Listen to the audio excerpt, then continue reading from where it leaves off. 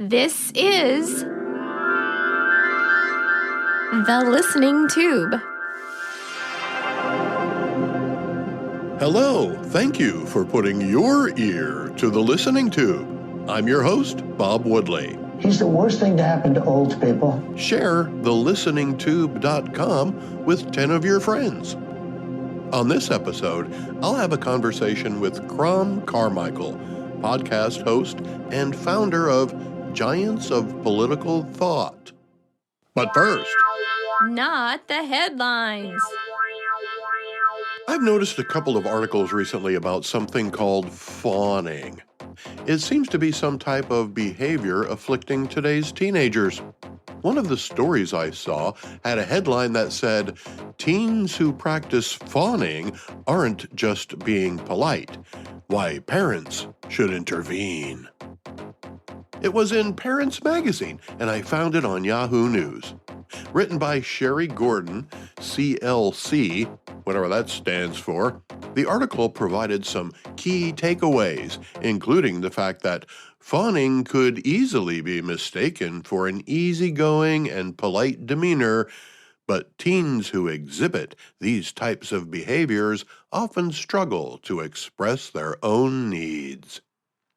And experts say that fawning is a stress response that some teens use to appease the people around them. And teens who exhibit fawning behaviors have a deep desire for approval, but they might feel overwhelmed or invisible behind the scenes. So, fawning could easily be mistaken for an easygoing and polite demeanor. Well, that's obviously a sign of a severe mental illness. "Hey, Mom, what's for dinner?" "Pork chops." "Okay." "What's wrong with you, boy?" "Oh my goodness. My kid says thank you and please. When will this madness end? We didn't raise him to be polite. Where did we go wrong as parents? He'll never survive in the real world. Now he's going to live with us forever." They're labeling a desire to create harmony with the people around you a stress response, as if you have some kind of emotional flaw if you don't assert yourself onto others. That you have a mental disorder if you're not confrontational. That feeling overwhelmed or invisible isn't a normal part of growing up. Here's the thing. There's nothing wrong with you. You don't have to be confrontational. There's nothing wrong with being easygoing. No, I'm not a doctor, so don't take medical advice from me, but as far as I can tell, this is a solution looking for a problem. And the problem doesn't exist. At least, it's not fawning. There's nothing wrong with wanting to make other people happy. That's not a mental disorder that needs to be intercepted by parents before it becomes a bigger problem. What's going to happen? Your kid's going to grow up and make millions of people happy? Better nip that in the bud. Here are some signs parents should look out for if they suspect their child may be a fawner. Apologizing for everything. Well, if you're walking around apologizing for everything, then you've already failed as a people pleaser. You suck at it. Just go ahead and be yourself. Engaging in excessive people pleasing. Yeah, see above. But for the record, I'm a fawner. You know why? Because I don't give a crap. You want to drive? Okay. You don't want to drive? Fine, I'll drive. It's okay to go with the flow. There's nothing wrong with you. But psychologists are describing the symptoms as something that needs to be treated. It doesn't. To fawn over someone is to deeply admire them in a worship kind of way. The way teenage girls reacted to the Beatles, or later Duran Duran. The way guys react to, well, cars and motorcycles, but also humans, I'm sure. Wait, no, guitars aren't human. Anyway, a lot of people are fawning over Jimmy Kimmel right now. Mostly people who didn't give a damn about him until his show was indefinitely suspended by the ABC network. There seems to be a lot of blame to go around and a lot of misconceptions as to what led to the suspension. Clearly, it was something Kimmel said. Otherwise, there wouldn't be anything here to talk about. But what's been peddled in the media is that he made a joke about Donald Trump or Charlie Kirk, and the chairman of the FCC didn't like it, so he pressured the network to take down the show. That's not at all what happened. First of all, what Kimmel said is irrelevant. Not in the sense that this wouldn't have happened if he had said something else, but in the sense that it didn't have to be about Donald Trump or MAGA or Charlie Kirk. It could have been anything. But he said something that prompted two of the largest owners of television stations in the country to refuse to continue to air the show. Tegna and Sinclair, both owners of multiple television stations that are ABC affiliates and regularly broadcast ABC network programming, as well as their own, informed ABC that they felt the opinions expressed on The Kimmel Show by its host was not the kind of programming that a majority of their viewers felt comfortable with. When these two media companies did what they did, then ABC had a decision to make. They opted to side with Tegna and Sinclair and sent Jimmy home before he could record another show. In the interim, FCC Chairman Brandon Carr made a comment that many blame for the suspension of the show, but the decision had already been made. Besides, since when does the media care about what the FCC says anyway? As it turns out, maybe they should. You see, broadcast networks like ABC, CBS, NBC, and Fox all have a license to do so from the FCC. So do all legally operating AM and FM radio stations. Any broadcast station, be it audio only or both audio and video, have an obligation to operate in the public interest. If they fail to do so, the license to operate can be revoked. That obligation to operate in the public interest has been ignored for decades. Why? Because cable television was invented. Cable television stations, as well as satellite radio stations, don't have to comply with the same rules and regulations as the FCC-licensed stations. That's why Howard Stern left celestial radio to satellite, so he could use profanity and not get fined or fired for it. When I started out as a disc jockey, you would get fired for saying hell or damn on the air. But when cable TV came along, they had no such rules, and to be fair to the broadcast networks, the rules stopped being enforced to a large degree. Egregious violations were punished, but the standards, especially under certain circumstances, were dropped considerably. So while only really crazy shit was found on the cable channels for a while, it eventually migrated its way into broadcast programming as well. Somewhere along the line, the stipulation that FCC-licensed broadcast stations operate in the public interest became an afterthought, used only when absolutely necessary. What that's led to is a media amalgamation that prevents us from differentiating from the media that's mandated to serve us and the media that isn't. Broadcast stations with FCC licenses need to be held to a higher standard. MSNBC, CNN, Fox News, and Newsmax can say whatever they want you to believe. But NBC, CBS, ABC, and Fox must live up to a higher standard or risk being accused of not operating in the public interest. I'm not saying that they don't, but clearly the Jimmy Kimmel comment brought that requirement into question. It's the FCC's job to look into it. But from my point of view, the FCC didn't have to exert any pressure for the TV station owners and the ABC network and the Disney parent company to pull the Kimmel show.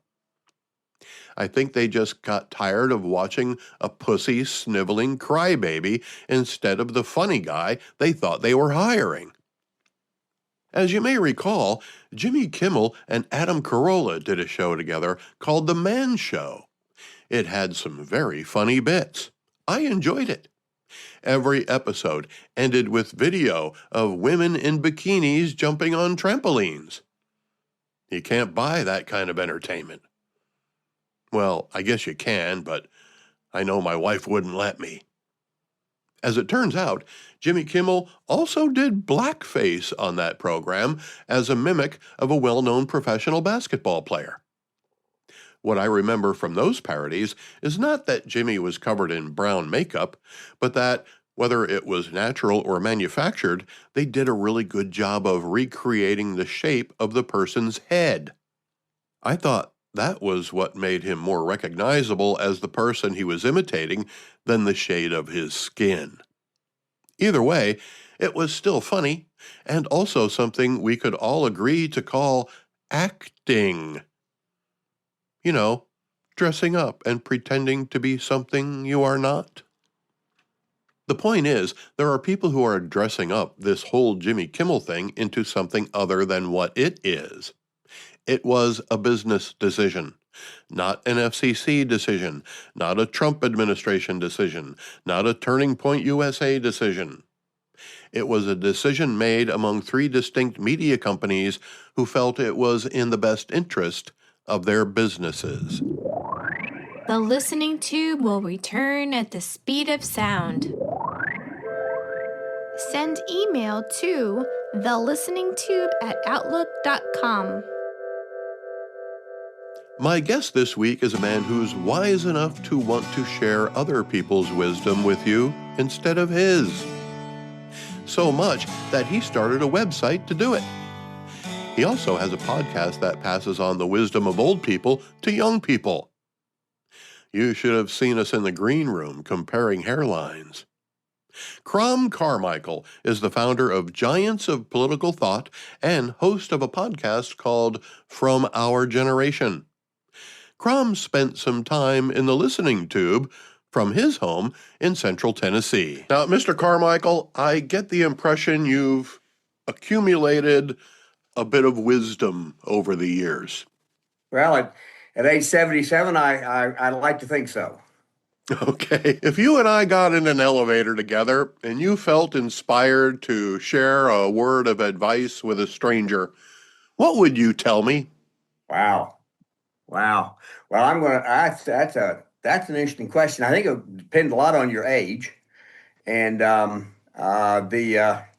I think given the circumstances as they are right now, I think the single biggest deficit we have as a population is that we do not understand the founding of our country and the principles that it was based on, and so far it hasn't negatively affected us too much.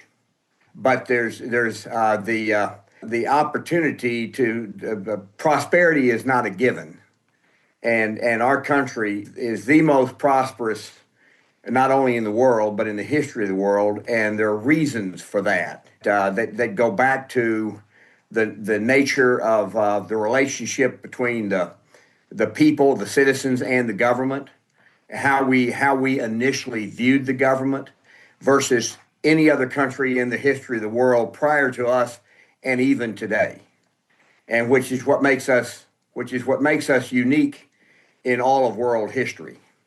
That's quite a while. I would encourage anybody who to go back and really study the Declaration of Independence. I would encourage them to read the Articles of Confederation and understand what they were and why they were insufficient, but what they were intended to be at the time they were passed. Then I would study the Constitution, I would study the Bill of Rights, and I'd study the Federalist Papers, and I think, and then have a discussion about that. What I liken it to, and if I talk to younger people, I say, if you think of how, if you're going to form a government, it would be like if a group of people, let's say there were 10 people, and they found a board game that was designed to be played by 10 people, and nobody had ever played the game or heard of it before, and they bought the game.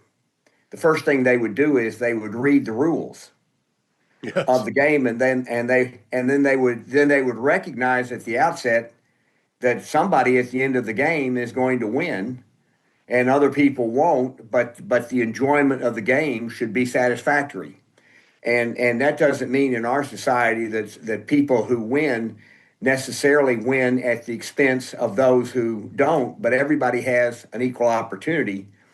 The other thing that we did as a country in our Constitution is we're the first country in the history of the world that said that one of the roles of government is to protect intellectual property of an individual.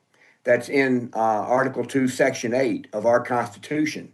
So people who write something and have a copyright, or people who invent something and have a patent, they then have the right to exploit that creativity on their own for a period of time. And that is probably the most important single thing to lead to our long-term prosperity in our Constitution. A lot of these documents of which you speak, the Constitution, the Federalist Papers, the Declaration of Independence, that sounds like stuff you and I learned in school. When did we stop teaching that? Um, Is it Bob, is it because all those documents are in cursive writing and nobody knows how to read cursive writing anymore? well, I think you can find reprints that are in type.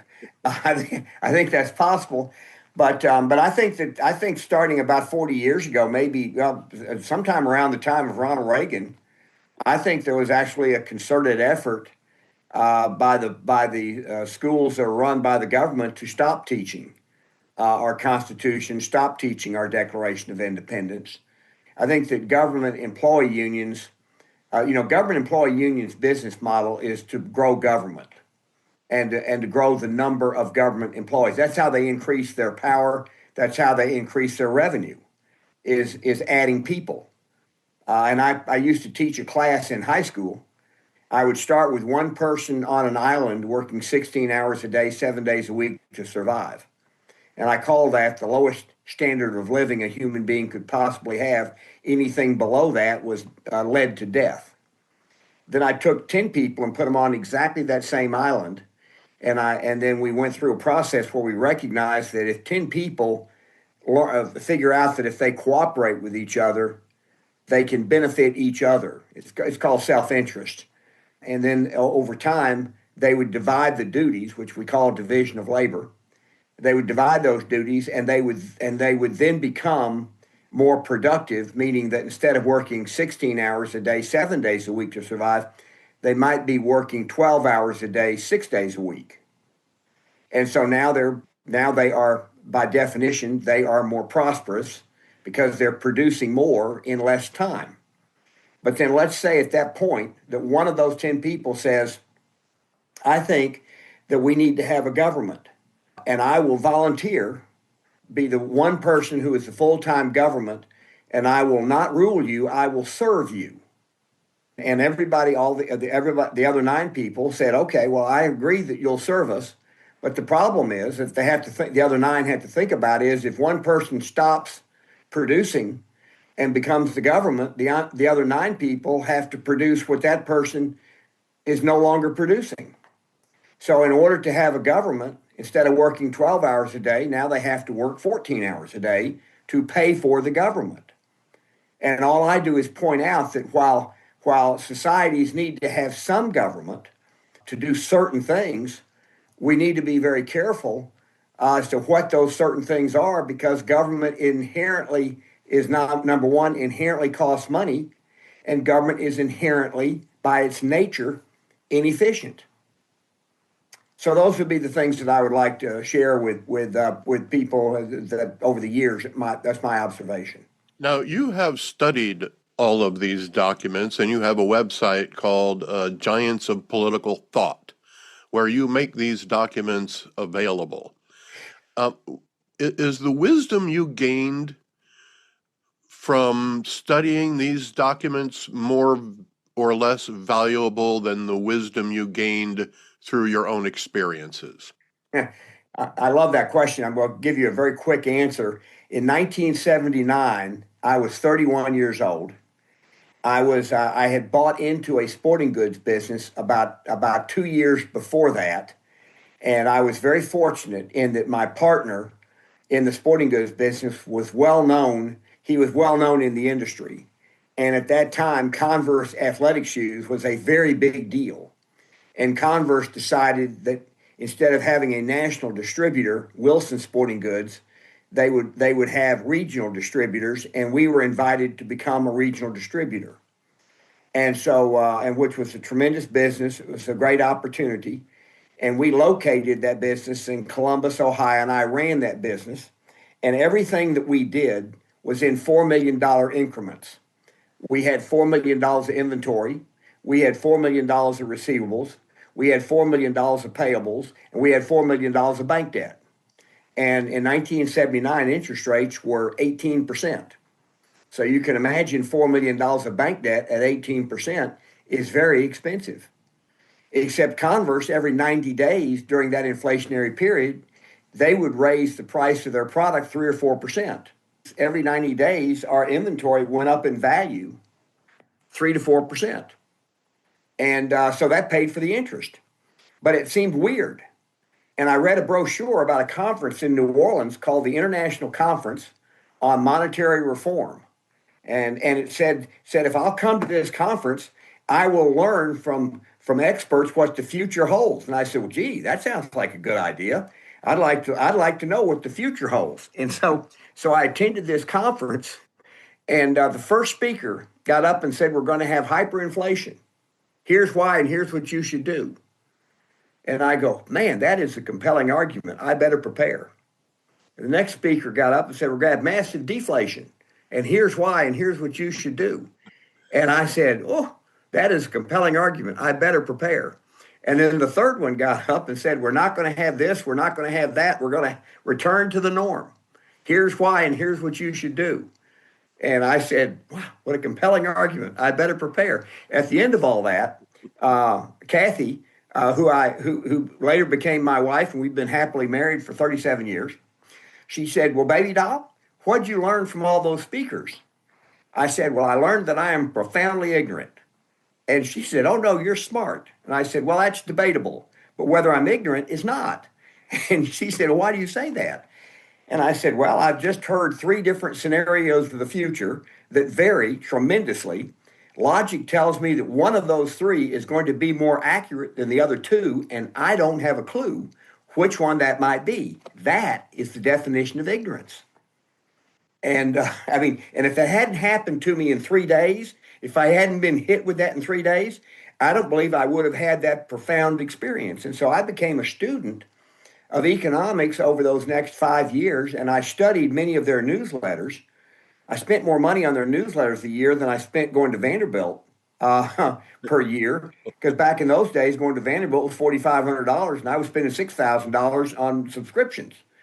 And I was reading every one of them. And there was one guy named Alex Paris who had a boutique investment bank called Barrington Research in Barrington, Illinois. And he did a wonderful job of explaining what would happen, and he was right. And I called him, told him, I've been reading your newsletter for 5 years, and you've been absolutely correct on how what would happen. And I said, I'd like to come see you because I'd like to better understand how you came to think the way that you think. He understood what I wanted, said I could come up at 3:30 anytime, so because that was after the market closed. And he spent 3 hours with me, and gave me a bunch of books to read. But he asked me, have you ever read the Declaration of Independence? I said, yeah. He said, well, study it. He said, have you ever read the Federalist Papers? I said, well, 1 or 2. He said, read them all. And but then he also said, here's some books on economics that you should read. And he said, and the books you're going to read on economics apply to a lot more than economics. because economics is really nothing more or less than understanding how human beings will adjust to policy changes. So he said, so if you understand that, if you can then see what policy changes are voted on, then you can predict what will happen. And you can predict it within a close enough margin to be able to make decisions. And he said what you have to do is you also have to recognize that there are certain underlying values and principles that support a society that grows. The giants of political thought goes back 500 years. And some of the thinkers that we cover are not people who I think are good thinkers, but every one of them is an influential thinker. So we cover Karl Marx and the Communist Manifesto. I don't agree with Karl Marx, but if you want to understand Marxism, you need to study it. And so we cover Karl Marx, we cover Rousseau, who was the father of the French Revolution, and Thomas Jefferson, for example, believed that the French Revolution was a good idea. But what Thomas Jefferson didn't understand was that the people of France knew what they were against, but the people of France didn't know what they were for. And that's the unique part about the American Revolution, was our revolution, not only we knew what we were against, but we knew what we were for. And so most revolutions in the history of the world end up where the people are worse off overthrowing the government that they have, because they end up getting tricked by people who don't know how to govern and who don't know how to create circumstances for prosperity.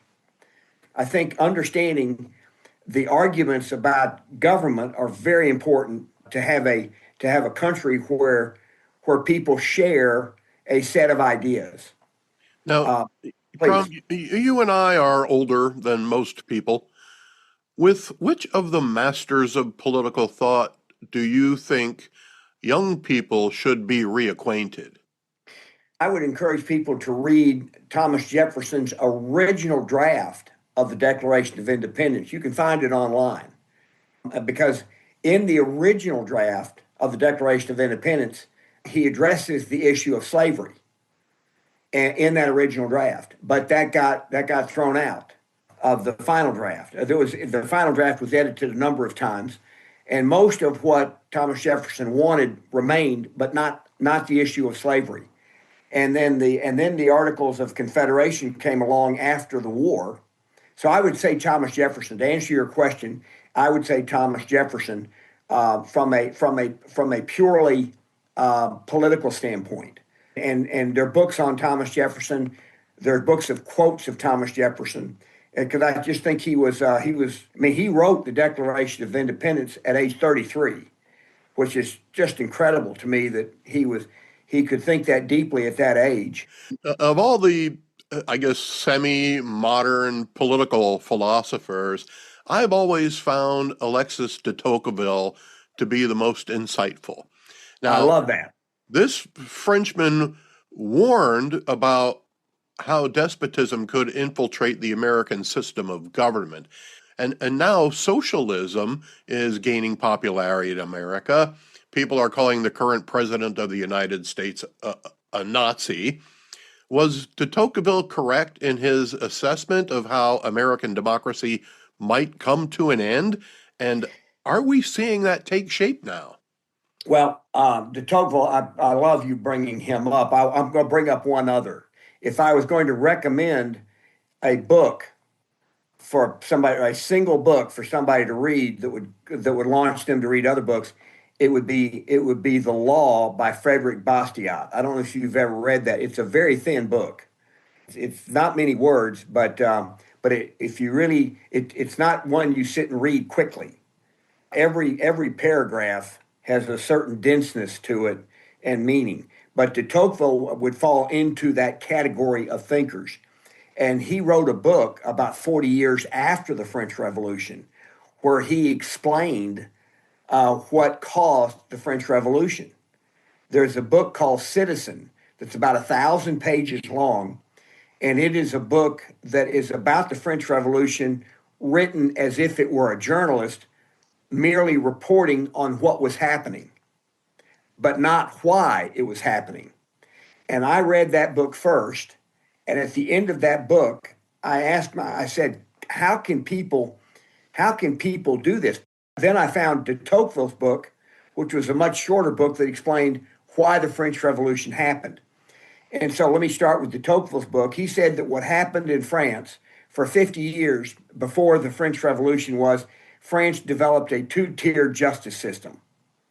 Over a period of decades, the people became more and more distressed and riled up, and there was a significant difference in the living standards between the king and the court and everybody else, and that was because the king liked it that way and kept it that way. You didn't have the freedom to improve your lot in life under the French king for about 50 years, and it might have even been before then, but he was focused on the 50 years, and so the French Revolution happened.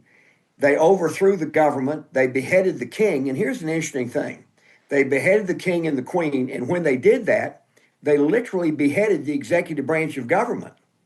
So now there was no executive branch of government, but there was this legislative body that the king allowed to exist, but then he could tell them that they had to quit and go home, so he could control the legislature. So when he died, when he was killed, he was essentially tried and beheaded.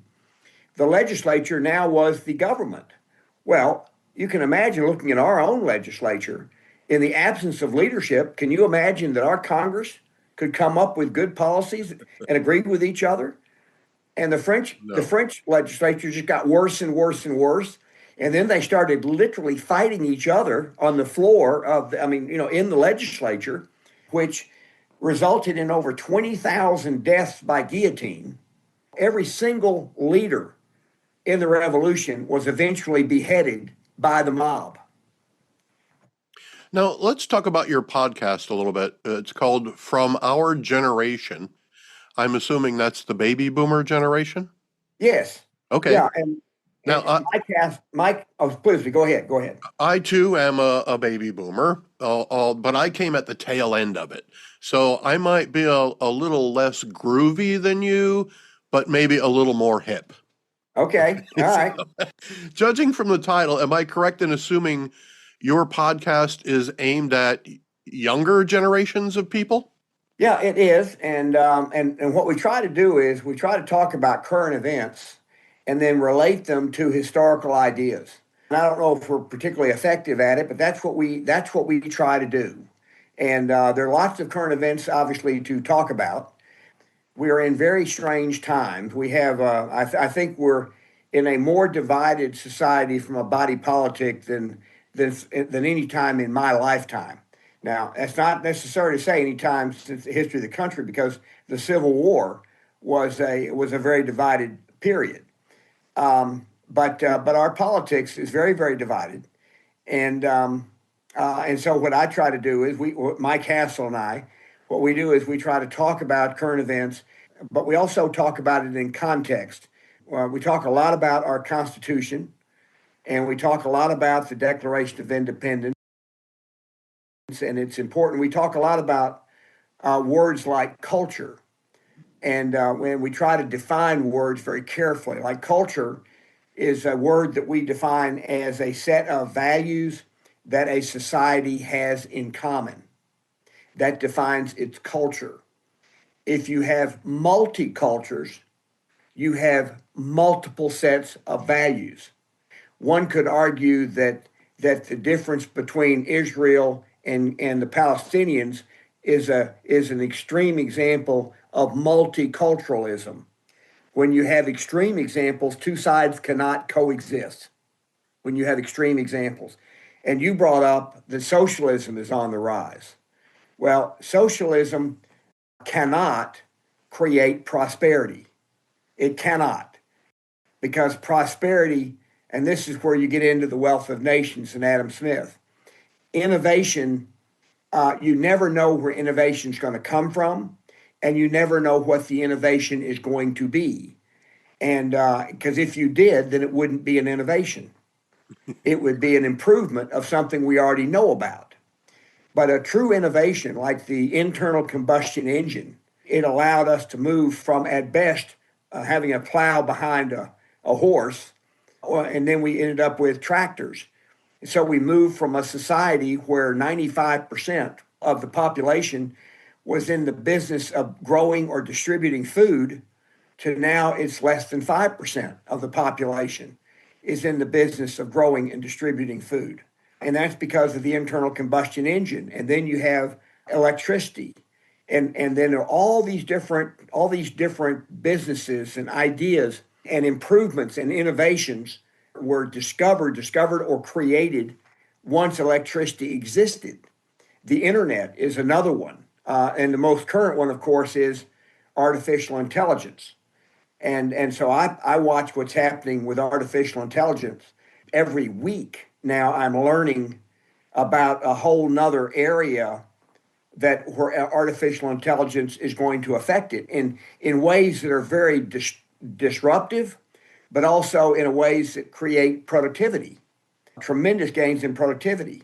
So and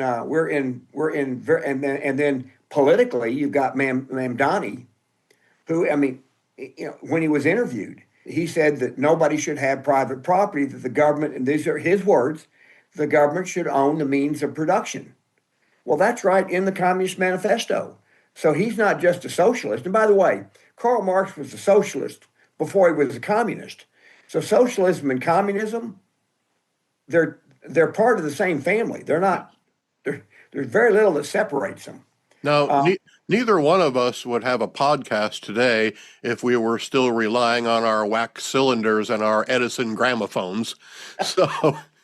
But here's what I see in today's technology, Crom. Back in our day, new products were developed to make our lives easier and less complicated so that we had more free time to spend with ourselves and our families. Right. Today's products are more complicated and made to occupy more of our time and keep us from spending time with our families and other people. It used to be, here's a machine that peels an apple for me. Now it's, here's a machine that I need 24 passwords to operate efficiently. It takes up way too much of my time. Am I wrong in that assessment? Well, I think what you're referring to is the amount of time that people spend on social media that is a waste of time. So, for example, let's make the assumption that if a person who's concerned about the news spends an hour a day going and gathering news, and let's just assume for purpose of discussion that is a productive use of that hour. If somebody spends 5 hours on social media watching what their friends say to each other and spends no time gathering actual news, then that's a waste of time. Yes. I have college age grandchildren, and I ask them, how do you get your news? And by the way, these are wonderful people in their early 20s. And I said, how do you get your news? Because I go to particular news sites to get news. They get their news from news feeds. Yep. So their news feeds them based on what they click on and look at. They just get more of the same news. Yes, they do. So my granddaughter, back when you had a number of college girls were murdered and other girls were raped and all these, she read those stories and she clicked on them and read them in detail. And she told me, she said, Granddad, my news feed now is just filled with subjects of murder and rape. She said, I don't even want to watch the news. I said, well, how do you fix that? And I don't know the answer to that because I don't have a news feed. I don't have a Facebook account, an Instagram account, a TikTok account, but I do recognize that all of those are things that other people have, and especially younger people with Instagram and TikTok and then influencers that they quote follow. And much of the information that's put out is inaccurate information. I'm going to say that you have a filter. So if you read a story that makes no sense to you, you go, that doesn't make any sense. But a lot of people who don't have a filter, who don't have enough basic knowledge, they read something and say, oh my gosh, I didn't know that. And then now they believe it. Yeah. That's a core problem, but also an opportunity. And I appreciate our time together and wish we had more, but I understand the limitations. I wish we had more time too, Crom. It was a pleasure speaking with you. Be sure to find Crom's Giants of Political Thought for access to all kinds of historic literature and the From Our Generation podcast. Thanks to Crom Carmichael for spending some time in the Listening Tube. The Listening Tube is written and produced by yours truly. Copyright 2025. Thank you for putting your ear to the Listening Tube. Be sure to follow the Listening Tube at thelisteningtube.com. I'm your host, Bob Woodley, for Thou ad infinitum.